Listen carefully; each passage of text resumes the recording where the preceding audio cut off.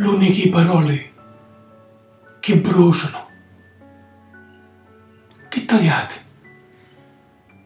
Lo fuoco non è arte ingannosa, ma risico.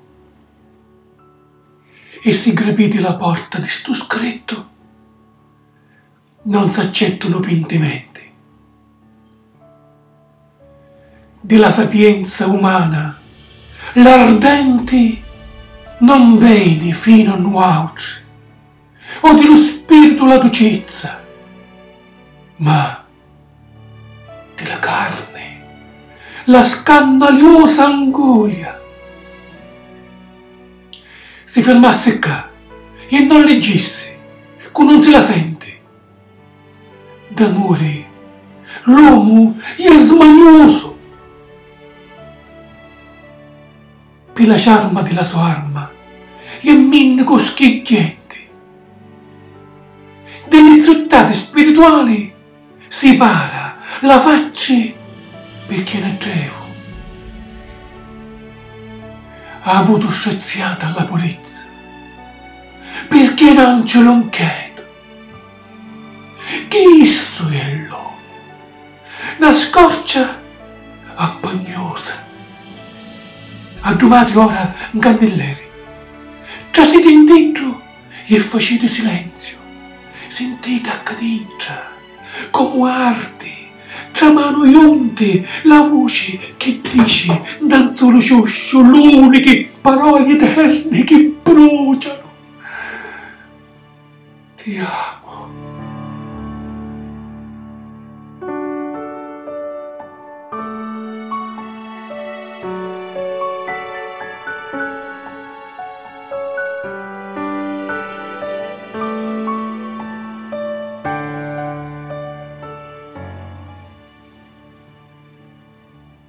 L'uniche parole eterne che bruciano.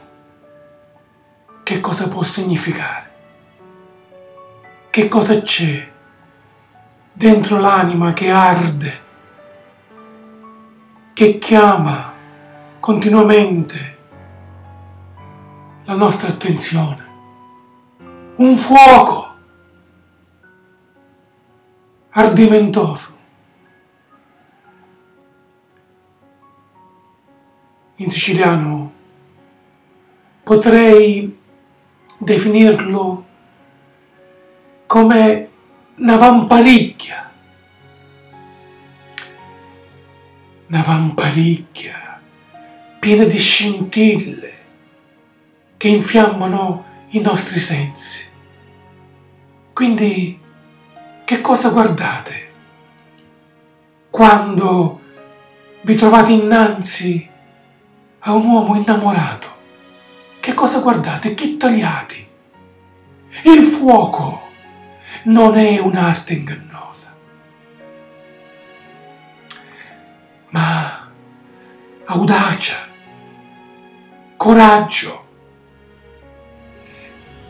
E se aprite l'uscio di questo pensiero, di questo verso, di questa poesia, non si accettano più rimpianti. Perché?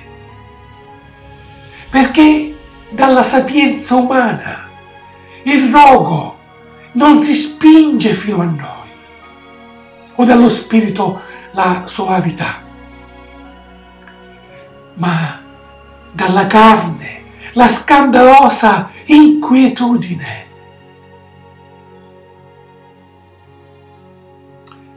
Si fermi qui, allora chi non è capace e non legga, perché d'amore l'uomo è smanioso, per il fervore della sua anima è un mendico che strepita, si para la faccia dalle scodisciate spirituali. Perché? Perché è un bambino, è un fanciullo. Come si dice nella mia lingua, è ancora un garzonetto, incapace di guardare le cose diversamente da come le vede l'anima. Ha avuto straziata la purezza, perché è un angelo inquieto. Cosa siamo noi? Chi siamo noi?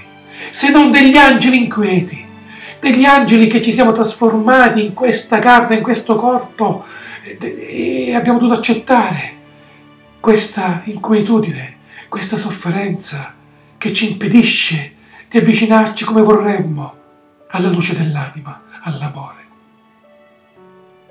Ecco cosa siamo diventati. Quando dico che esso è l'uomo, una scorcia appagnosa.